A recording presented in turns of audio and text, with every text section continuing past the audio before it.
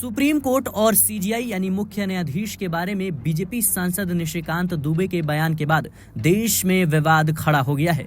बता दें कि निशिकांत दुबे के खिलाफ अवमानना की कार्रवाई की मांग शुरू हो गई है। सुप्रीम कोर्ट के एक एडवोकेट ऑन रिकॉर्ड ने अटॉर्नी जनरल को चिट्ठी लिखकर अवमानना के मुकदमे की अनुमति मांगी है। दरअसल दर्शकों, आपको बता दें कि कंटेम्प्ट ऑफ कोर्ट एक्ट के तहत अवमानना के मामलों के लिए सुप्रीम कोर्ट के 1975 में बने नियमों के अनुसार अटॉर्नी जनरल या सॉलिसिटर जनरल की सहमति के बाद ही सुप्रीम कोर्ट की अवमानना की कार्रवाई शुरू हो सकती है। ऐसे में वकील ने अटॉर्नी जनरल आर वेंकटरमणि को पत्र लिखकर निशिकांत दुबे के बयान की जानकारी दी है। पत्र में बताया गया है कि दुबे ने सुप्रीम कोर्ट पर संसद के काम में अतिक्रमण का आरोप लगाया है। वह सुप्रीम कोर्ट पर अराजकता फैलाने का भी आरोप लगा रही हैं। वकील ने लिखा है, संविधान में सुप्रीम कोर्ट को दायित्व दिया गया है कि वह किसी कानून की संवैधानिकता की जांच करे। निशिकांत दुबे बातों को गलत तरीके से रखकर सुप्रीम कोर्ट को बदनाम करने की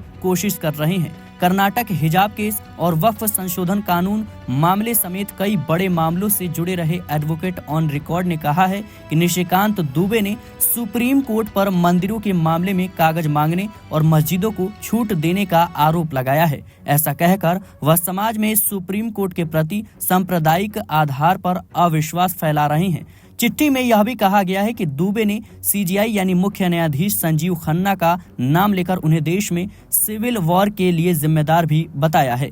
इस तरह के सभी वक्तव्य सुप्रीम कोर्ट की अवमानना है, इसलिए अटॉर्नी जनरल निशिकांत दुबे के खिलाफ अवमानना की कार्यवाही शुरू करने की अनुमति दे। ध्यान रहे कि उत्तर प्रदेश के पूर्व आईपीएस अमिताभ ठाकुर ने भी सुप्रीम कोर्ट में इस मसले पर याचिका दाखिल की है। उन्होंने अटॉर्नी जनरल को अनुमति के लिए पत्र भी भेजा है। बता दें कि भारतीय जनता पार्टी का भी निशिकांत दुबे समेत उन तमाम नेताओं पर बयान सामने आया है जो सुप्रीम कोर्ट के फैसलों पर सवाल उठा रहे हैं, सुप्रीम कोर्ट के खिलाफ विवादित बयान दे रहे हैं। बीजेपी के राष्ट्रीय अध्यक्ष जेपी नड्डा ने साफ तौर पर कहा है कि Bharatiya Janata party supreme court के फैसलों का सम्मान करती है, सुप्रीम कोर्ट के आदेशों का सम्मान करती है। ऐसे कोई भी नेता जो सुप्रीम कोर्ट के खिलाफ विवादित बयान दे रहे हैं, पार्टी उनके साथ नहीं है। निशिकांत दुबे हो या फिर कोई भी नेता हो, ये उनके निजी बयान है, पार्टी का इससे कोई भी लेना देना नहीं है। इतना ही नहीं, भारतीय जनता पार्टी के राष्ट्रीय अध्यक्ष जेपी नड्डा ने साफ तौर पर कहा कि आगे से ऐसी कोई भी बयानबाजी